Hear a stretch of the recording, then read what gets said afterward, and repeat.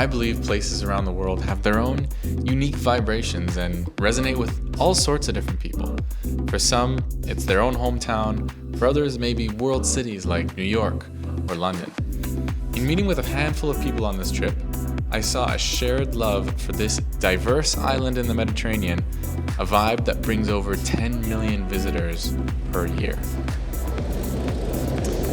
What a beautiful, beautiful sunny day here in Mallorca. Oh, the biggest island of the Baleares, just off the coast of Catalonia. And I'm so excited to be here today because over the next few days, I'm gonna be exploring, unpacking the emerging specialty coffee culture here on the island. And I'm excited to explore it by these two wheels here to show you some really cool coffee projects that are happening here all across this landmass. So come along for the journey, grab a cup of coffee, and let's hit the road.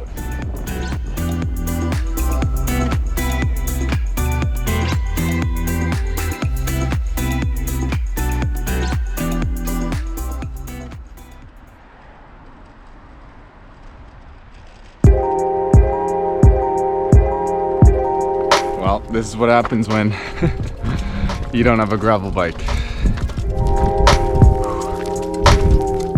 I only had a few days on the island, so I decided to test out my rental bike on the first day and head to a cafe called Cycling Planet up in the town of Alero.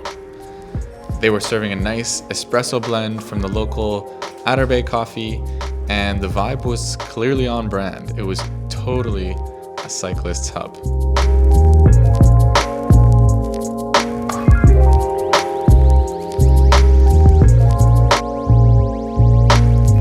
This one, the mountain you see there with the antenna on top, that's the Randa. Okay. It's a very famous climb here at Mallorca. A lot of pros go there for power training and things like that. I see. So in wintertime, that's a high risk to meet really big names from cycling. Oh, really? Okay. Yeah.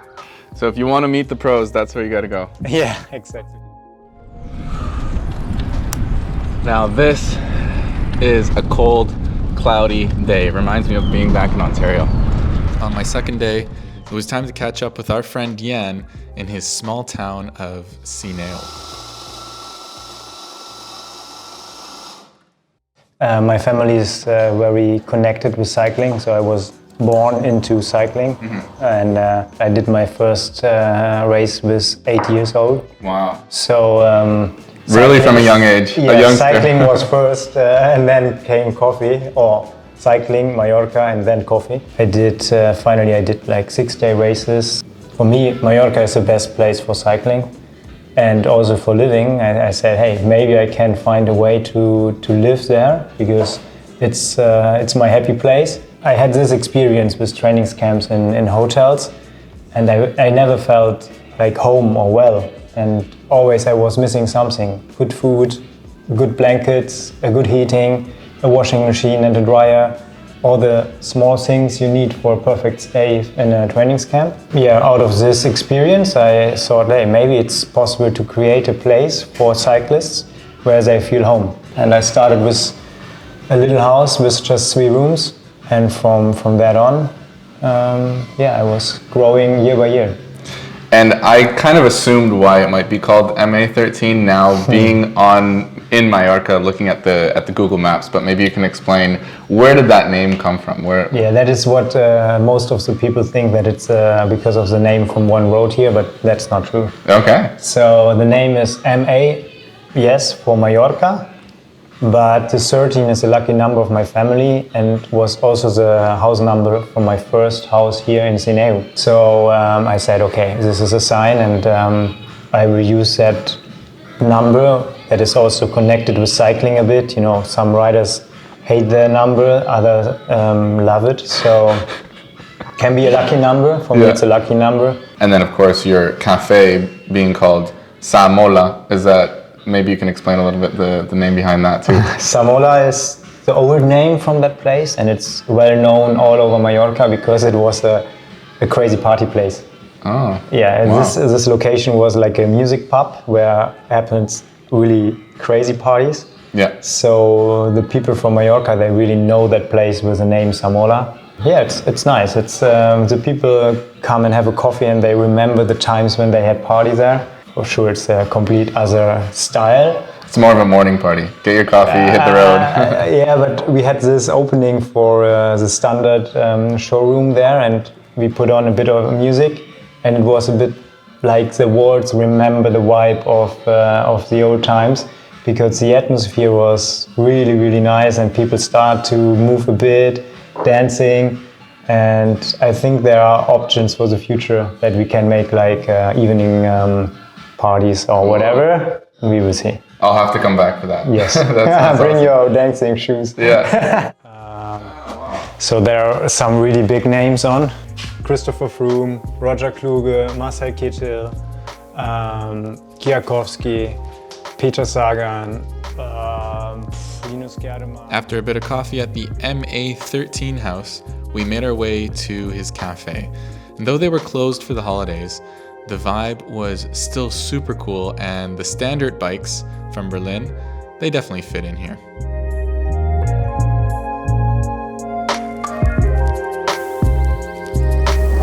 The sun's coming out a little bit. Now we're on our way from Sineu to Manacor, which is not quite as long.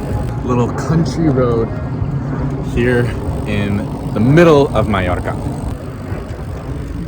We'll be on that plane very soon. Jan gave me this tip to go a bit out of my way to find a really nice route that the islanders like to call the Hidden Valley, or at least the cyclists do. And it was on my way to the next town of Manacor, so I knew I couldn't pass it up. Here it is right here. Look at these beautiful winding roads. Really fun to scale down. Catalina over at Sa Bakery was nice enough to keep her doors open and share a bit of her story after hours.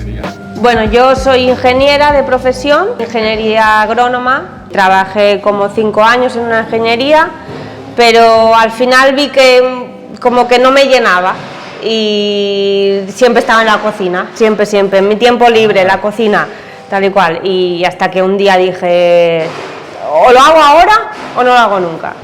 Y me lancé y ya. Sí. Y pues tiene que ir a una finca de café, entonces si es como agronomía. Sí, me encantaría ir o a plantas. Costa Rica o yo qué sé, Brasil. Canarias. Canarias, que está más cerca. Sí.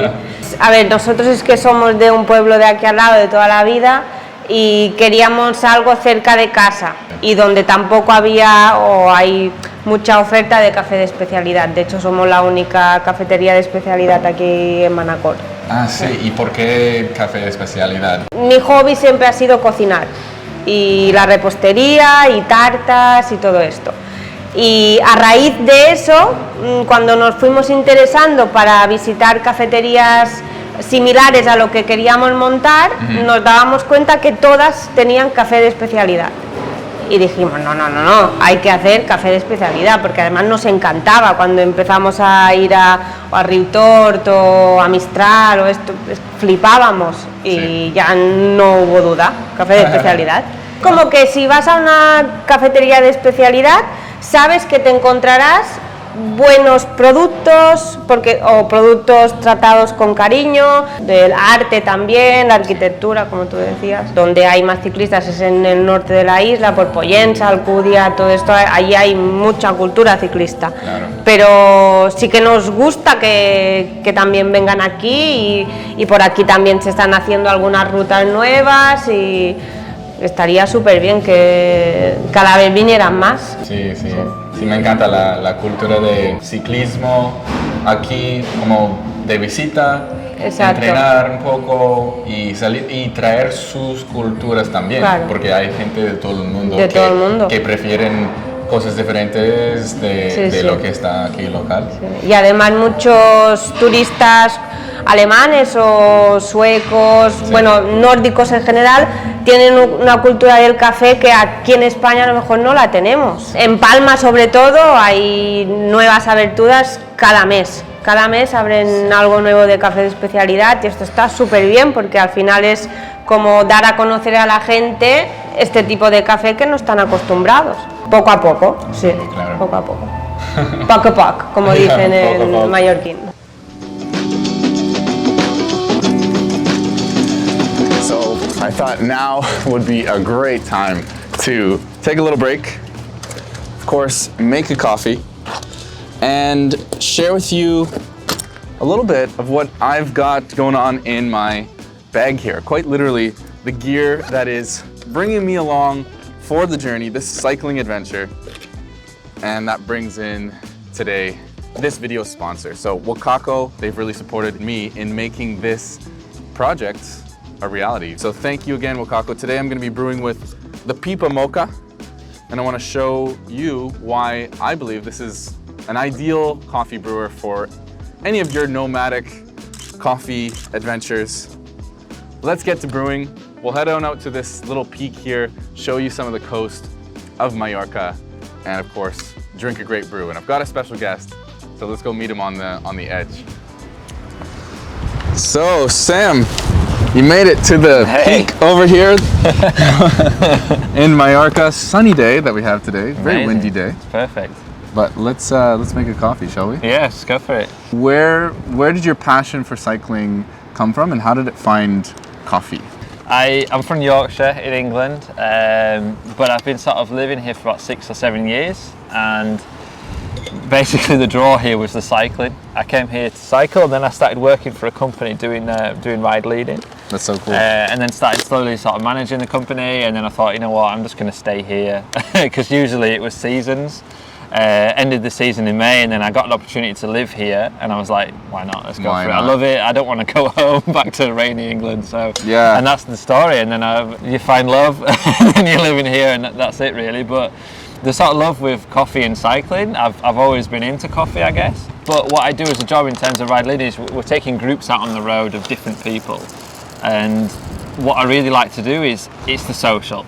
And the cafes just bring that social aspect into cycling, and I think it doesn't matter who you are, where you're from, what you do, everyone knows how to relate to something in cycling. It doesn't matter who you are, so you can sit down at a cafe and just chat for hours. Plus caffeine helps with the riding a little bit. Yeah, performance and all that kind of thing. So I think for me, the cafes are about the social. Your brand is called Cafe Legs. Yeah. I assume your legs are pretty strong from all the climbs. How are your arms?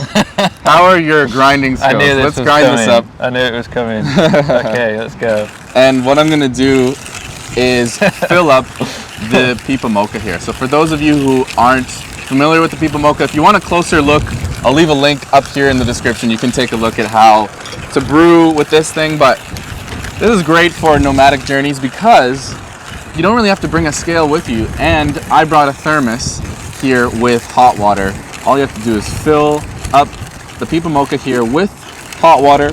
I think our coffee grounds are ready, but this water is going to be high 70s, maybe 80 if you're lucky, but we're still going to get a great brew out of this. So I've got hot water in here, as I mentioned. Sam, I need to put the ground coffee into here. Oh, pressure's on now. What I really like about the Pipamoka is it's very compact. You don't really need to have a scale because this measures out your coffee into the capsule provided. So all of it inside? Yeah, all of it. Dump it as much as you can in there. It might be a little bit too much, but let's fill it up to the top. Put this down. It smells so good. It is very good. Nice. We've got the Journey coffee here. Cyclist on the front, perfect for this experience. And then you just put this cap on top.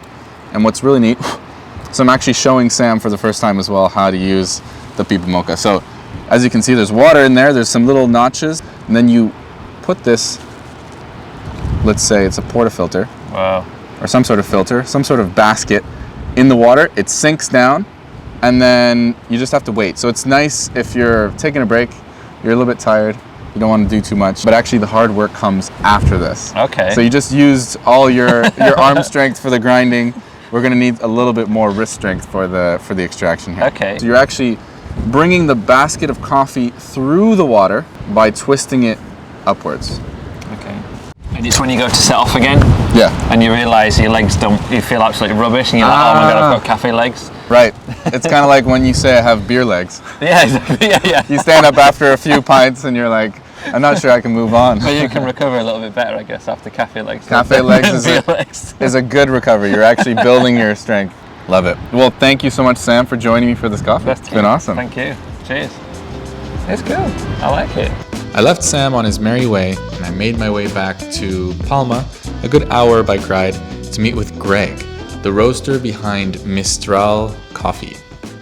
I grew up in Kenya. My father moved there when I was 13 years old. When we were there, I had a lot of exposure to coffee growing and understanding of like it as a fruit. And my family are chefs, so I kind of grew up always around food and flavor. And obviously, like most people, I was drinking coffee just to stay awake.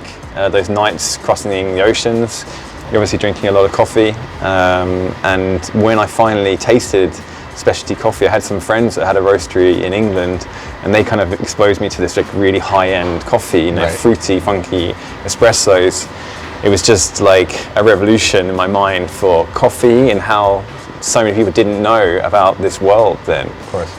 No, it's been an exciting year. We opened up this other place, and really happy to kind of finish it on a good note. Yeah. So the other place is called Coffee House, the Mistral Coffee House. Exactly. Yeah. What does Mistral mean, by the way? Mistral is a wind. It's a wind that blows through the Rhone Valley in France and hits out in the Mediterranean. But what we liked about it is it kind of resonates with all these areas in the Mediterranean.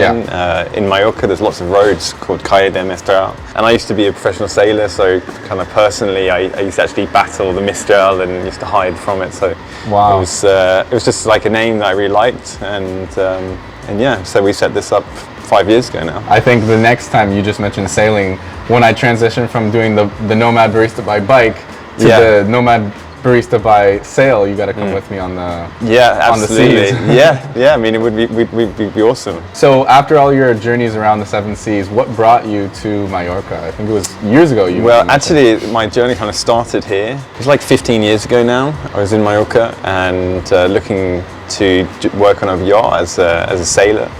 And I, after like a few weeks, got on a boat and went off to the Caribbean. And I had like a little time here and kind of got to explore it. And that was a long time ago. And then after a few years, I kind of come back, and Mallorca is like this hub in the Mediterranean for yacht maintenance. And so a lot of sailors come here. It is probably the best place in Europe for this. I was here and I was on a boat, and I just decided, I had enough, and I love this island. I was constantly going off and exploring and seeing all the mountains and all the adventures that it had, aside from obviously the beaches that everyone already knew about, and again, like the winter side, like the hiking and all of that. It was just incredible. And so we set up this roastery, and at the time specialty coffee was really just kind of starting out here. And it's been an incredible kind of challenge to go through each year, but it's amazing the momentum it's how it's grown, and specialty coffee in the world, and also like obviously a lot of people also agree that they like the taste of coffee that's like this rather than the old style dark roast. And it's definitely a business of passion. Like whenever we get a new coffee in, I think it's super exciting for all of us. It doesn't change that excitement to try a new one, like this new Honduras. I was going to ask you if you could explain this coffee that I'm drinking a little bit too. Yeah, I mean this is an amazing coffee because it's a Honduran, but it's such a high quality one, and the farmers nowadays are all trying to experiment with different levels of fermentation. This is a 90-hour anaerobic fermentation, so once it's processed, it's sealed in vats for 90 hours, and that just adds the kind of intensity of the funk and the fruitiness into the bean. What's been the local response for people who are maybe not used to those types of flavors? Well, we always separate kind of into two categories. So we have like the chocolatey coffees, which is more like Colombia, Guatemala, Brazil. And then we have the fruity ones, which are more like the Africans or the natural process. And so clearly you've been roasting a ton lately. We've been trying to find the time to meet up. Have you noticed it evolve over the years from when you first landed, being a pioneer in specialty coffee realistically? Yeah, I think it's definitely, obviously Mallorca explodes with people in the summer and then retracts significantly in the winter. But you're getting a lot more tourists every winter now who are coming for hiking, coming for cycling, coming for those kind of outdoor sports. Yeah. But on top of that, the local community are really growing into specialty coffee too. Mallorca's not scared of gastronomy. Like it has some amazing restaurants, and the food scene here is top notch. There's loads of Michelin restaurants, but the understanding of that, and also wine. I think it was always going to happen that specialty coffee would work here. That's great. Well, thank you so much for taking the time. Yeah, nice to meet you, Brady. It's really great to see your roastery. And yeah, thanks. I hope I can come back here someday soon. So that concludes our coffee bike tour around Mallorca. As you can see, I've already left my bike back at the rental, but it was an amazing trip. Met some really cool people, awesome coffee projects, mostly related to cycling. And I'll leave you with this. As the Dalai Lama once said, I love Mallorca because this island has been created with the energy of love. Well, I have no doubt about that. Mallorca, I'll be back soon.